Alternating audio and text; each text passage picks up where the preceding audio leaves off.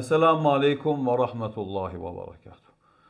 Pasi që sura El-Fatiha është ajka e Kur'anit, është mirë që secili punëdhënës, drejtor kompanije, shef i ndërmarrjes i grupit punëtorëve, që t'u mëson punëtorëve vetë surën Fatiha.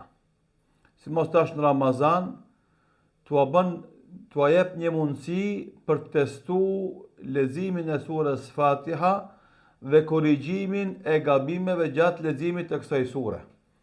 Në këtë formë, ti e fiton sevapin që ata e mësojnë surën Fatiha dhe e përsosin atë.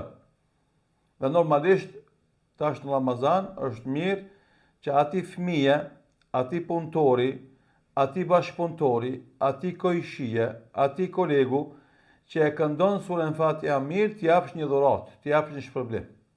Kështu përhapet kultura e leximit të surës Fatiha dhe kujdesit për te, që të mos kemi gabime gjatë leximit të surës Fatiha, e cila përsëritet në 17 rekatet fars gjatë ditës dhe 12 rekatet sunet gjatë ditës.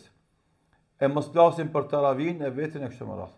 Kështu që kjo është prej formave që na e përhapim kulturën e leximit të Fatihas dhe kujdesim për te, inshallah ta'ala.